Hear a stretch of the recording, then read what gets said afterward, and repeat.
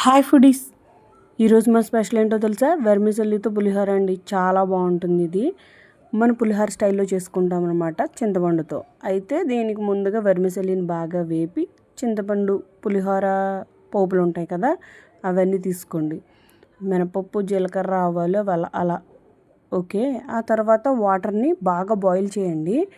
అవి బాగా బాయిల్ చేసే ముందుగా మనం కొంచెం ఆయిల్ అందులో వేసుకోవాలి. ఆయిల్ వేసుకుంటే వెర్మిసెల్లి అంటుకోకుండా స్టిక్కీగా కాకుండా ఉంటుంది అనమాట. ఈ లోపల మనం స్టవ్ ఆన్ చేసుకుని ప్యాన్ పెట్టుకుని ఆయిల్ వేసుకుని పోపులు వేపుకుందాం.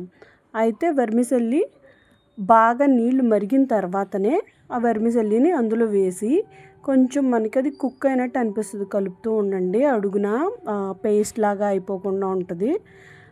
అది బాగా అయిన తర్వాత ఈ లోపల మనం ఉంటాయి కదా, ఆ పోపులన్నీ వేపుకుని అది తీసి చల్లారబెట్టుకోవడానికి అనమాట. చింతపండు అవన్నీ కూడా చల్లారబెడితే బాగుంటాయి.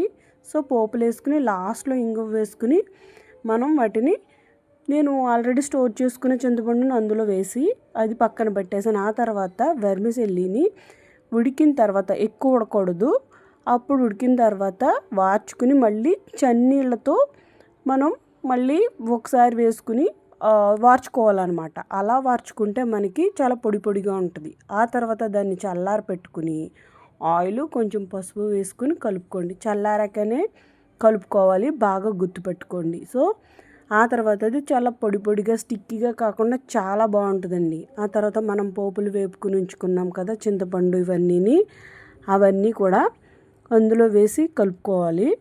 కొంచెం ఇందులో ఉప్పు అయినా పులుపైనా ఏదైనా తక్కువ పడుతుంది, చూసుకుని జాగ్రత్తగా వేసుకోవాలన్నమాట. కానీ టేస్ట్ చాలా బాగుంటుందండి. టేస్ట్ అయితే ఉప్పు లాస్ట్లో కొంచెం అడ్జస్ట్ చేసుకోండి సరిపోకపోతే. అండ్ మీకు ఈ వీడియో నచ్చితే ఛానల్ని ఖచ్చితంగా సబ్స్క్రైబ్ చేస్తారు కదా. Thanks for watching. Please subscribe.